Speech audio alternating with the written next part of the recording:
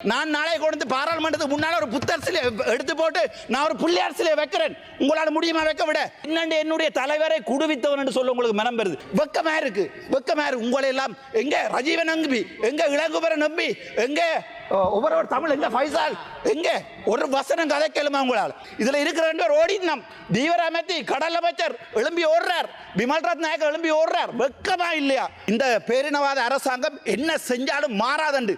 ஆனால் அரசியலுக்கு வருகின்ற போது நான் என்ன யோசிக்கிறேன், ஓகே இதோ நிப்பாட்டுவோம், இதுக்கு மேல வேண்டாம், சிங்களத்திலே கதைப்போம், தமிழ்லையும் கதைப்போம், இதை நிப்பாட்டு. வெக்கமா இருக்கு. நீங்களா சோறாடா சாப்பிடுறீங்க, வலக்கையாலையா சாப்பிடுறீங்கன்னு உங்கள்ட்ட கேட்கிறேன். தயவு செய்து இடக்கையால சாப்பிடுங்கடா. இந்தியால இருந்து வெக்கமா இருக்கு. எங்களுடைய பிமல் ரத்நாயக்க சொல்றார், வடக்கு மாநிலத்தில் இருக்கிறவன் முழுக்க இனவாதி என்று. நாங்கள் இனவாதி இல்ல. பால் குடிச்ச கடைசி தமிழன் இருக்கும் வரைக்கும் வடக்கு மாநிலத்தில் ஒரு ஓட்டு உங்களுக்கு விழாது. பக்கத்து வீட்டுக்கு பிறந்தவனால மட்டும்தான் உங்களுக்கு ஓட் போடு. நான் ஒரு தமிழனாக இருந்து கொண்டும் சிங்கள மக்களால் அதிகமாக இன்று வரை நேசிக்கப்படுகின்ற ஒரு தமிழனாக இந்த பாராளுமன்றத்தில் இருக்கிறேன் நான் பெருமைப்படுகிறேன். என்றால் நான் மனதில் பட்டவற்றை நேரடியாக கதைப்பதற்கு இன்றைய தினம் எங்களுடைய 323 கண்டெய்னர் கள்ளன் என்று சொல்லப்படுகின்ற ஒருவர் உங்களுக்கு தெரியும் யாரென்று. இன்றைய தினம் வந்து சொல்லியிருக்கிறார், தேசிய தலைவரும் 44,000 போராளிகளும் வடக்கு மாகாணத்தில் குடுவித்தார்கள் என்ற ஒரு கதை ஒன்றை இன்றைக்கு சிங்களத்தில் சொல்லியிருக்கிறார். இவர் சிங்களத்தில் சொல்லி தப்பிக்கலாம்னு நினைக்கிறார்.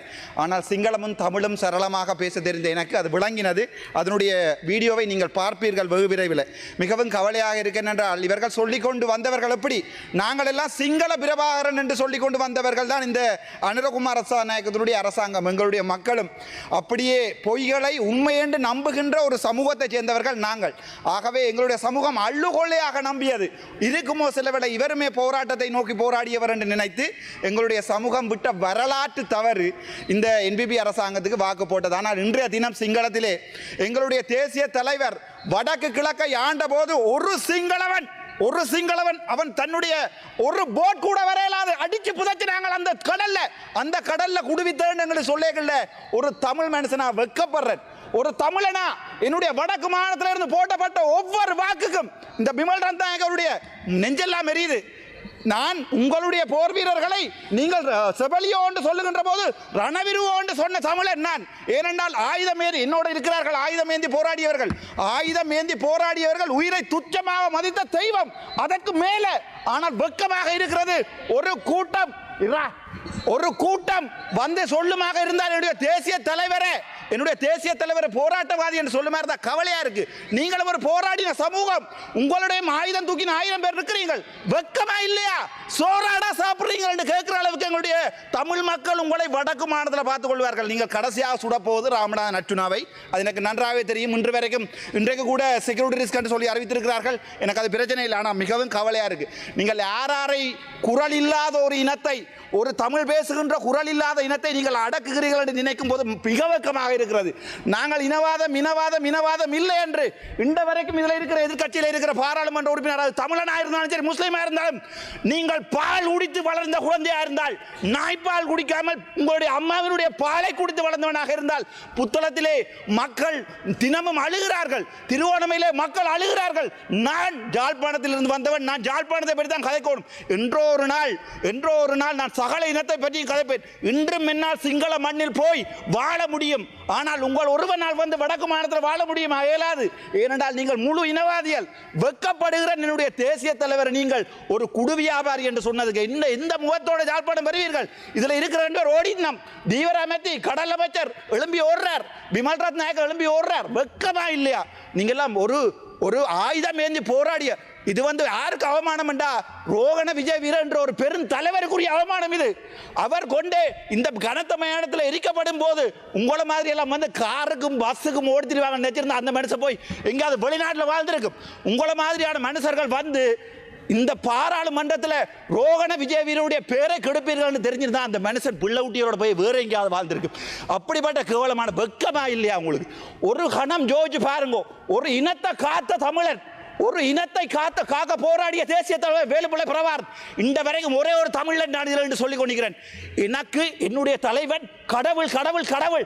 நீங்கள் என்ன சுட்டாலும் கொன்றாலும் புதைத்தாலும் என் சாம்பல் எழும்பி சொல்லும் என்னுடைய தேசிய தலைவர். வெக்கமா இல்லையாடா உங்களுக்கு?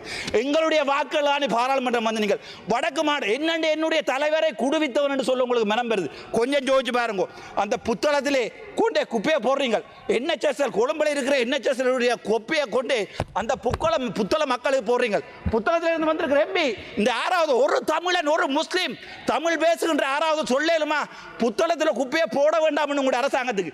நான் தமிழனாக இருக்க ஆசைப்படுறேன். நான் தமிழ் பேசுகின்ற முஸ்லீம் இனத்தை என்னுடைய தேசிய தலைவர் என்ற ஒரு நாள் பாதுகாப்பாக வடக்கு மாநிலத்திலிருந்து வெளியேற்றி இருந்தால் அது நீங்கள் பிழை என்று நினைத்தால் அதற்காக மன்னிப்பு கேட்கறதுக்கு நான் தயாராக இருக்கிறேன். உங்களுக்கு விருப்பமாக இருந்தால் என்னை கொள்ளுங்கள். நான் அதை சிங்களத்திலே சொல்கிறேன். நான் அவசரப்பட வேண்டாம். அதை விட திருவோணமலையிலிருந்து வந்த பாராளுமன்ற உறுப்பினர்கள் யாரா இருக்கிறீங்களா? காணையில் ஒருத்தரை யாரா இருக்கிறீங்களா? கேப்பம் எங்க உங்களுடைய அருண் ஏமச்சந்திர அடே எங்களுடைய இனம் பாவம். நாங்கள் என்ன பாவம் செய்த உங்களுக்கு? நாங்கள் ஆயுதம் எடுத்து போராடியது நீங்கள் எங்களை அடி கேட்க. நாங்கள் ஆயுதம் எடுத்து போராடியது, நாங்கள் ஆயுதம் எடுத்து எங்களுடைய தமிழீழம் என்ற நாட்டை 30 வருடமாக கட்டியது நீங்கள் எங்களை கேம்பஸுக்கு போடா பண்ணிக்கல. டிஸ்ட்ரிக்ட் கோட்டா என்ற ஒன்றை நீங்கள் இல்லாம பண்ணி, நீங்கள் மெரிட் என்ற ஒன்றை இல்லாமல் கொண்டு டிஸ்ட்ரிக்ட் கோட்டா கொண்டு வந்த போது 1970 இருந்து எனக்கு வரலாறு தெரியாது. வரலாறு தெரிந்தவர்களுடைய பிள்ளைகள் பக்கத்தில் இருக்கிறார்கள். இன்று வெக்கமே இல்லாமல் கஜேந்திரகுமார் பொன்னம்பலத்தினுடைய பேரை உச்சரித்து எங்களுடைய பிமல் ரத்நாயக சொல்றார் வடக்கு மாநிலத்தில் இருக்கிறவன் முழுக்க இனவாதி என்று. நாங்கள் இனவாதி இல்லை. நீங்க கட்டினது கோயில் என்னுடைய. நான் ஒரு நாள் எங்களுடைய கஜேந்திரகுமார் பொன்னம்பலத்தோடு கூட சண்டை பிடிச்சேன். நான் இந்த வரைக்கும் சண்டை பிடிக்கிறேன். உங்களுடைய கோயிலை கட்டினது முழு தவறு என்றால் அது என்னுடைய உறவுகள் இருக்கிற ஒரு காணியில். ஆனால் நான் சொல்றேன் என்ன மினவாதம் போட்டு நான் கஜேந்திரகுமார் நிப்பாட்டுவோம். ஆனால் இப்போது நினைக்கும் போது சரி என்று படுகிறது அவர்கள் செய்கிற வேலை. என்றால் அவர்கள் 20-30 வருஷம் அரசியல் இருந்தவர்கள். அவர்களுக்கு நன்றாக தெரியும் இந்த பேரினவாத அரசாங்கம் என்ன செஞ்சாலும் மாறாதண்டு.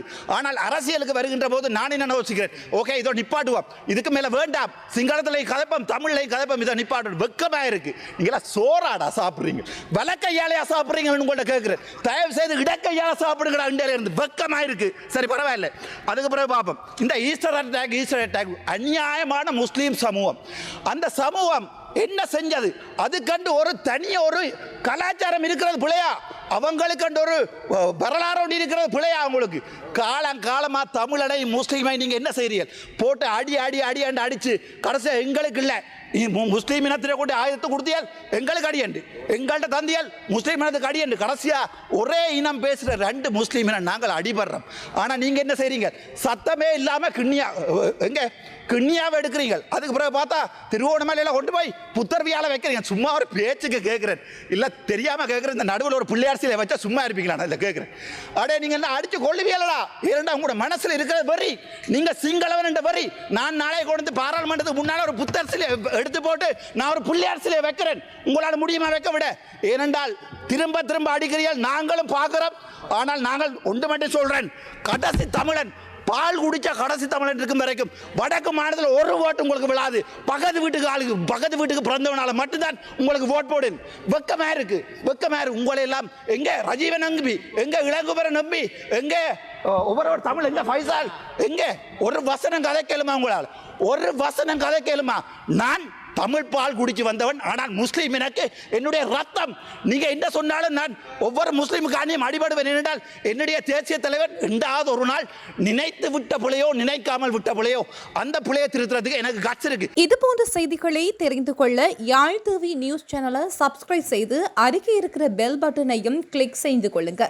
மேலும் இது போன்ற செய்திகளை உடனுக்குடன் தெரிந்து கொள்ள யாழ்டிவி.com எனும் இணையதளத்தின் வாயிலாக எங்களோடு இணைத்துக் கொள்ளுங்கள்.